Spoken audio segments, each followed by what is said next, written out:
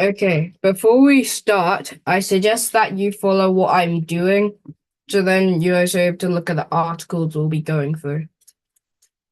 So to get to Codecademy, what you want to do is open your browser, put codecademy.com, and it will bring you to this page. Well, just wait a minute. This page. This is a page that I'll bring you to, something like this. And if you don't have an account, you can then sign up and it'll then ask you to then like it'll ask you like how did you find Codecademy? What like who did you find it from? What do you want to learn from Codecademy? You then just answer them truthfully, like how you found it and stuff. And if you already have an account, you go up here and press login. And then you have to log into your account and it'll bring you to your dashboard. I just need to log in.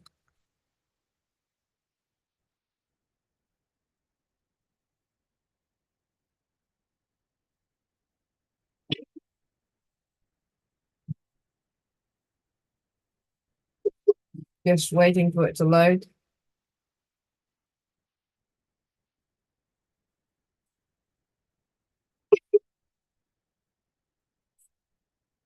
So it will bring you to your dashboard, and we're going to be continuing with cybersecurity. So if it's here, you have to just resume from there. And if it's not there, you can then go to My Learning, and it could possibly be there. Or you can go to Catalog, explore all courses. Just waiting for it to load.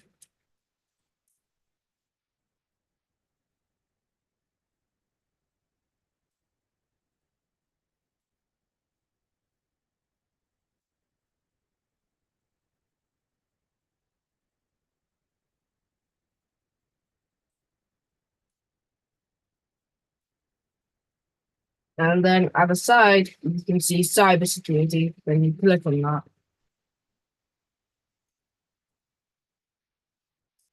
And then introduction to cybersecurity, you could either be there, and if it's not there, you can filter it to free and beginner. Just waiting for it to load.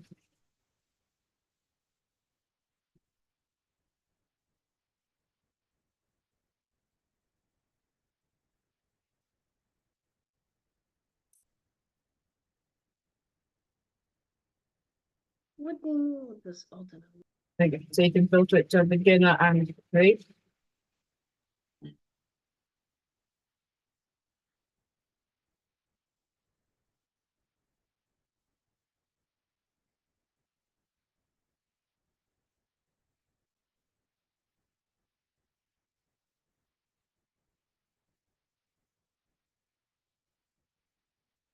And then in the first option should be introduction to cybersecurity. Then you can press on it. And we're going to be continuing with phishing. And by phishing, I mean like eight phishing.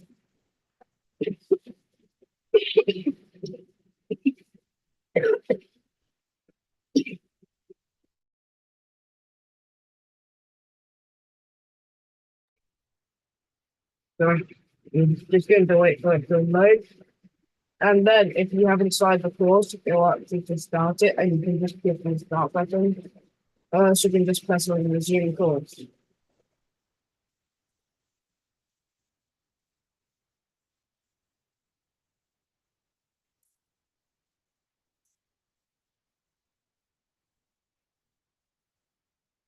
And then you can go to syllabus and you can press that here to go out. We're in cyber threats and this one.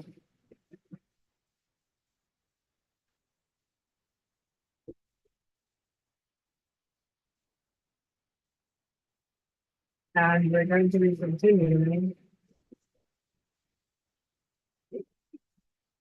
from here.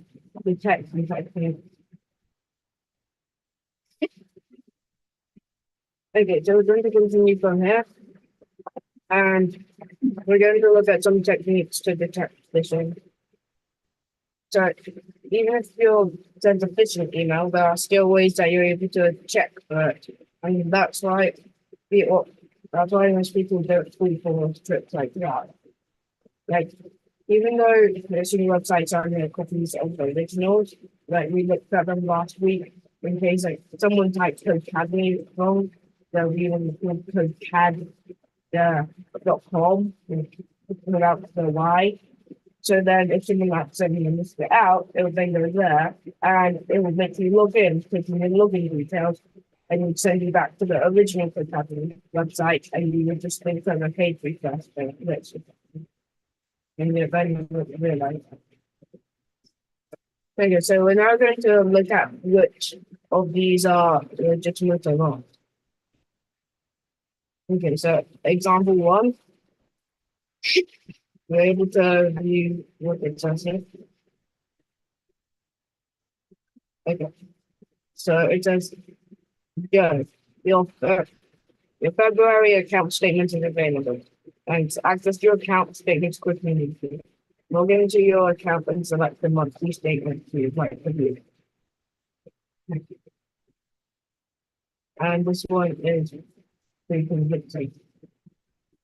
Now, does anyone think, raise your hand if you think, put in the chat whether you think it's phishing or real. Then you're able to go from there.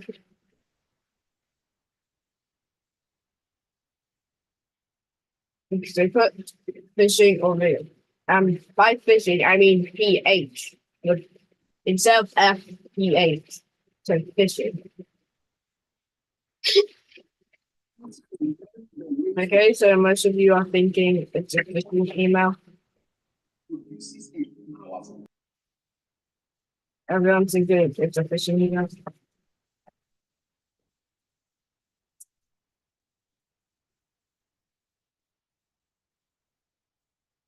Okay.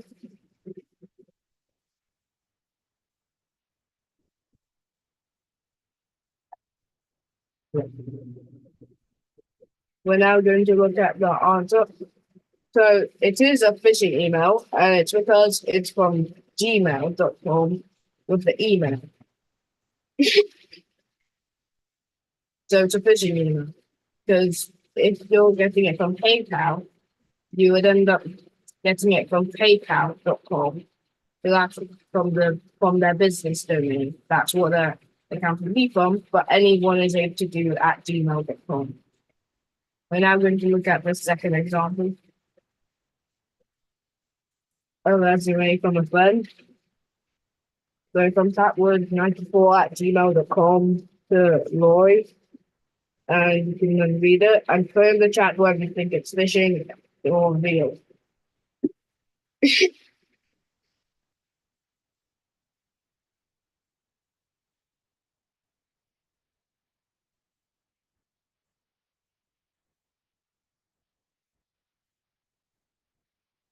Okay, so one person thinks it's real. Anyone else going to put anything for example two?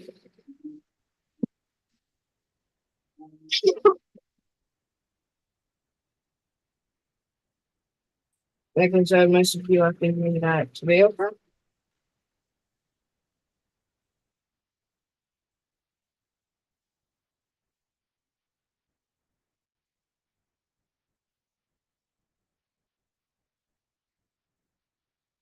Okay, so someone's figured it out. Okay, so Jimmy, you are absolutely correct. It's a phishing email, and it does look pretty convincing. And you are able to see that because of the D that's in Google. So that's the reason that it's a phishing email, which means it's sending you to a different link. And it's likely that it is from your friend's email. It's just that they might have clicked this link, and now it's just sending phishing emails to other people on their contacts list to spread it. Now this final example, this is a phishing website, and it's social security.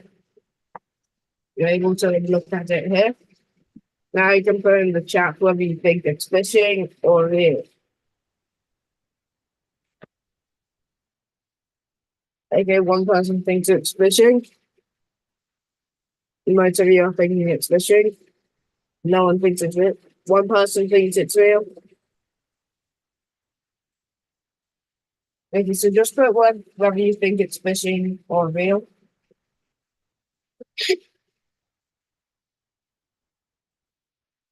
Okay, so we're going to drop it. Um, And praise, you are correct. The URL is wrong. Because if you look up there, it says SSA.com. So this is Social Security. Yeah. It's also .com, but it's into Social Security. It should be a .gov for governance domain. So it's actually phishing, and there's no option for forgot password. Because then you'd be able to recover it. But this is just a phishing website. So it is not real, it's phishing. Okay, so now we're going to do multiple choice. What are some ways to spot phishing web pages? I'm going to number them 1, 2, 3, and 4. 1. Look for punctuation errors in suspicious URLs. 2. Check to see if the site or email is from a domain that doesn't end in .com. 3. Look for a copyright symbol to indicate the page is registered. 4. Look for embedded content such as a map or video. So put the number that you think it is in the chat.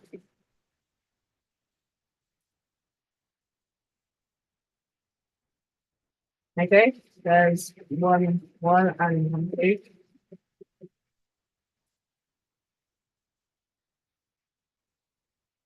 They get two.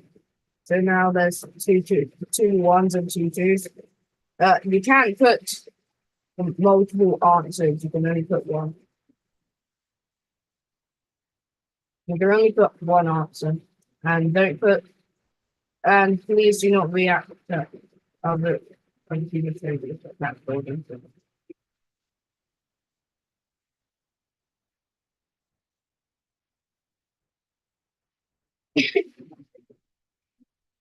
Okay.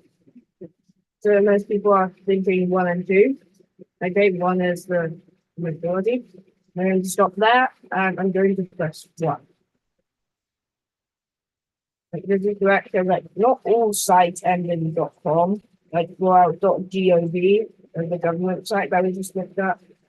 Yeah, punctuation errors are more common than spelling errors. They won't really be taught by spell check. And suspicious links, such as the one we looked at with it saying Google instead of Google, that's a sort of suspicious link.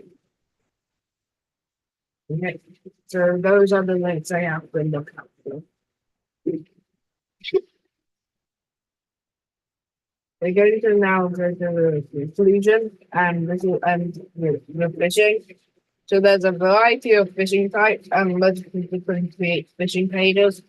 And with that, it just makes phishing more difficult to counter because loads of people are able to do it, and some might do it without understanding the consequences.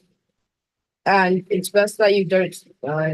It's best that you don't try to use phishing yourselves, and like it's best to also test other people so then you know that they won't actually get caught by phishing you. And if you want to learn more, there's tools like Passive DNS. Just check here from the article and some real examples of phishing campaigns. And there could be some phishing tests on the internet. So then you'll be able to see if it's real or not. And you can also be able to check out some famous phishing attacks. So you need to make sure that you know how to identify it and keep yourself safe and others safe. And that's the end of this video.